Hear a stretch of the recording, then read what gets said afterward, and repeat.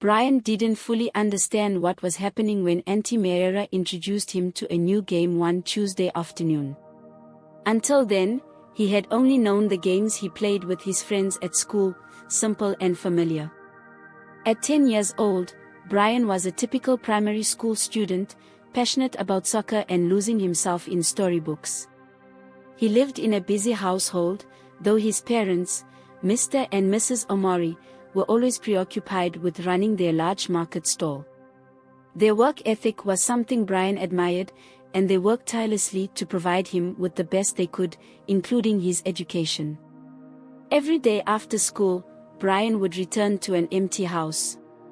The school bus dropped him off around 3 p.m., and he would stay alone until his mother returned around 6 o'clock in the evening.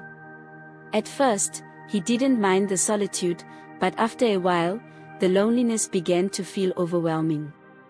"I'm so bored being here by myself," he complained one evening. "We are sorry, Brian. It's just for a few hours," his mother responded kindly. "We work hard to cover your school fees and take care of your needs." Brian understood, but there were times he wished his parents had more time to spend with him. Then, one day, Mrs. Omori suggested something to ease the situation. "Brian, why don't we ask Auntie Marera to look after you until we get home?" she suggested. Auntie Marera was their neighbor, a cheerful woman in her late 20s who lived alone. She was single and always kind to Brian, often offering him little treats when they crossed paths. Her warm and caring nature made her someone Brian's parents trusted. "Okay, Mom," Brian agreed. He knew Auntie Marera well and liked her. She was always friendly and welcoming. From that day on, after school, Brian began spending his afternoons at her house. Auntie Marera's home was small but cozy. She had a way of making everything feel comfortable and inviting. When Brian arrived, she would greet him with a warm smile and a plate of food. "Come, Brian. How was school today?" she would ask. At first, Brian felt a little shy, but Auntie Marera's easygoing nature helped him relax. Over time, her stories and her laughter made him feel at home. She made sure to keep him entertained, often buying cartoons and children's movies for them to watch together on her tiny television. Eventually, she even gave him a Game Boy, which Brian immediately adored. "This is for you," Auntie Marera said gently, handing the game console to him with a smile. Brian hesitated at first, not sure how to react. He wasn't used to receiving such gifts, but her kindness won him over. "Thank you," he said, his heart full of gratitude as he accepted the Game Boy. But things began to change after that. One Tuesday, after school, Auntie Marera invited Brian to try a new game with her. "This game is just for us, Brian. No one else can play or even know about it," she said softly, almost as if sharing a secret. Brian didn't quite understand what she meant by this. Auntie Marera led him through actions that felt odd and confusing to him. She guided his hands in ways he couldn't comprehend and made strange sounds that only added to his bewilderment. Her expressions during the game were even more perplexing. What was meant to be a game, something fun, quickly turned into an uncomfortable experience for Brian. As Brian sat in Auntie Marera's living room, he nervously shifted in his seat. "Auntie, I don't like this game," he blurted out, his face shadowed with worry and confusion. A deep, unsettling feeling churned inside him, but Auntie Marera only smiled reassuringly.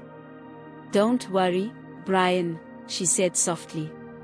"With time, you'll learn to enjoy it." Despite her comforting words, the so-called game soon became an unwelcome daily routine. Brian dreaded it more and more each day. He was still young, innocent, and far too naive to understand why Auntie Marera seemed so eager and excited every time they played. The way she looked at him during their sessions made his stomach twist in knots. Over time, Brian found himself avoiding her house. After school, he would linger for hours, dragging his feet on the way home, especially on Fridays when school ended early. He would stroll aimlessly, hoping to delay the inevitable. But no matter how hard he tried, he always ended up back at Auntie Marera's house. One afternoon, after another distressing session, Brian felt an overwhelming urge to talk to his parents. But fear held him back. He couldn't quite explain why he was so scared, but the thought of speaking up made his chest tighten. That evening, as his mother was busy in the kitchen, he finally gathered the courage to approach her. "Mommy, I need to tell you something," he whispered hesitantly. Mrs. Omari barely glanced at him, her hands moving swiftly over the dishes in the sink. "What is it, Brian?" she asked, irritation lacing her tone. "It's about Auntie Marera," he began, but she interrupted him sharply. "Brian, how many times did I call your name?" she snapped. "Your father and I work tirelessly to provide for you. I know we aren't always around, but Auntie Marera is helping us. You should be grateful. She cares for you, and in time, you'll learn to like her." She patted his head absent-mindedly and continued, "Now go to your room and finish your homework. I don't want to hear another word about this." "Yes, Mommy," Brian murmured, his heart sinking. He trudged back to his room, feeling more alone than ever.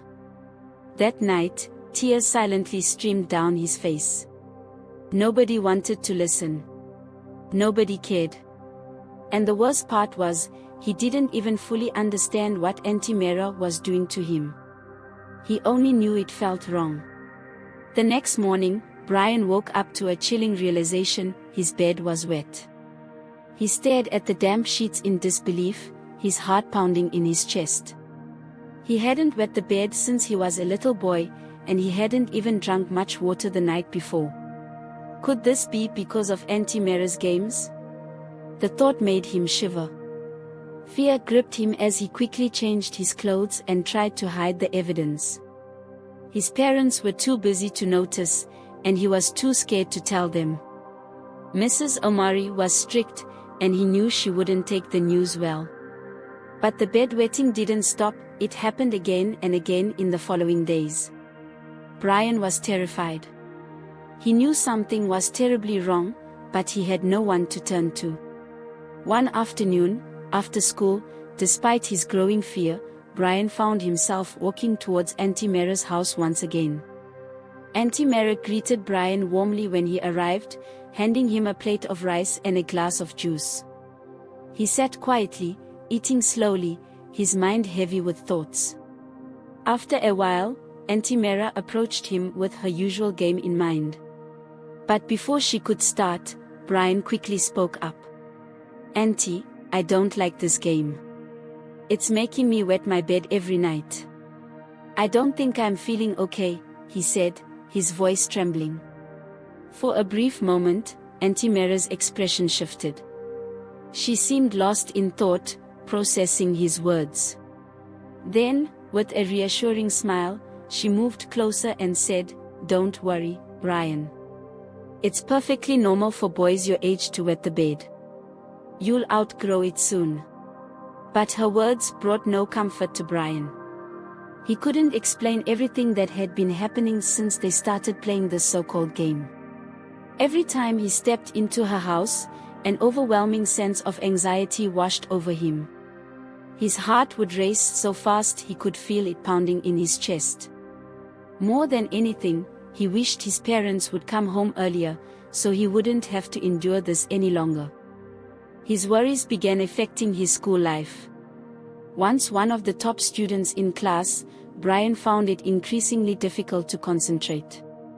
He no longer found joy in playing with his friends. While they laughed and ran around during break time, Brian sat alone in a corner, lost in thought. The disturbing images of Auntie Marera filled his mind, making it impossible to focus. His class teacher, Mrs. Onichi, soon noticed the drastic change in his behavior. Known for her kindness and keen sense of observation, she was loved by all the students. Mrs. Onichi had a unique ability to detect when a student was troubled, and she had been watching Brian closely for a while. The once lively and cheerful boy had become withdrawn and distant. One afternoon, after class, Mrs. Onichi called Brian to her desk.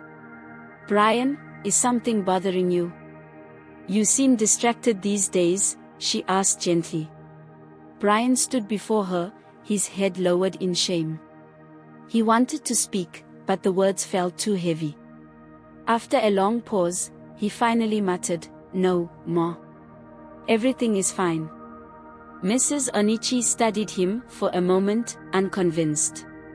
"Brian, if you're facing any personal challenges, you can talk to me. I'm here to help you, not just with your studies, but with anything else too." Despite her kindness, Brian remained silent. Eventually, she dismissed him, but deep down, she knew he was hiding something. Something big. Something that scared him. That evening, as Brian walked home, he prayed his parents would be back early. He longed to avoid Auntie Marera's house. But to his dismay, nothing had changed. Once again, he found himself at her house, and once again, the game continued. However, something strange happened this time. As Auntie Marera played her game, Brian felt an unfamiliar sensation. His body reacted in a way that filled him with fear, his stool became stiff and erect. Panic gripped him, and he knew then that he had to tell someone. He resolved to confide in Mrs. Onichi. The next day at school, after the lesson ended, Brian walked straight to Mrs. Onichi's desk. With his eyes fixed on the floor in embarrassment, he spoke softly, "Auntie, I have something to tell you." Mrs. Onichi leaned in attentively, her face serious yet reassuring. Brian glanced around nervously, ensuring no one was nearby to overhear their conversation. He then leaned closer and whispered, "It's Auntie Marera, our neighbor at home. She does things to me and makes me do things I can't explain." Mrs. Onichi's expression shifted to one of shock and concern. She listened intently as Brian shared his painful experience. When he finished, she gently placed a hand on his shoulder and said, "Brian, you've done the right thing by telling me. You don't have to feel ashamed. No one deserves to go through what you've been experiencing. I promise, I will do everything I can to help you." For the first time in weeks, Brian felt a sense of relief. Someone had finally listened. However, a deep fear lingered in his heart. What would Auntie Marera do when she found out? Mrs. Onichi wasted no time. She reported the matter to the headmistress and other school officials. After a brief discussion, they unanimously agreed that the issue was serious and required immediate action. Mr. and Mrs. Omari were summoned to the school the following day for an urgent meeting. When the Omaris arrived, Mrs. Omari asked anxiously, "Did Brian get into trouble?" Her voice was filled with worry. "Please, take a seat," the headmistress replied. "What we have to discuss is far more serious." As they settled in, she continued, "Mr. and Mrs. Omari, your son has confided in us about some distressing incidents involving your neighbor, Auntie Marera. He claims that she has been touching him inappropriately every day. Were you aware of this?" Mr. Omari shot up from his seat, his face flushed with anger. "What?" he thundered, clenching his fist tightly. Mrs. Omari sat frozen, her face pale with shock. Mrs. Onichi carefully recounted everything Brian had told her. After much discussion, Mr. Omari, though furious, agreed to handle the matter legally rather than taking justice into his own hands. It was decided that the appropriate authorities would be involved. Later that day, Mrs. Omari personally picked up Brian from school. As they walked home, she held his hand tightly and said, "Brian, I'm so sorry for not listening when you tried to tell me. I was so busy with work that I failed to see what was happening to my own child. But I promise, things will be different now. Your dad and I will make sure you're safe." Tears welled up in her eyes as she hugged him tightly. That evening, there was a loud knock on Auntie Marera's door. When she opened it, she was met by the stern faces of 3 police officers, their uniforms crisp and their expressions unforgiving. "Miss Marera, you are under arrest for child molestation," one officer declared firmly. Auntie Marera's eyes widened in shock. "There must be some mistake. You have the wrong house," she protested, frozen in fear and confusion. The officer ignored her plea. "You have the right to remain silent. Anything you say can and will be used against you in a court of law." Without another word, he cuffed her hands and led her away. Meanwhile, Brian stayed in his room, watching the entire scene unfold through his window. He let out a deep sigh of relief as he saw Auntie Marera being taken away in the police van. From that day forward, Brian's parents paid closer attention to him. They took turns picking him up from school and made sure to spend more time at home with him. At school, Mrs. Onichi continued to keep a watchful eye on him and encouraged all students to speak up if they ever felt unsafe or needed help. Despite the support and comfort, Brian's bedwetting persisted.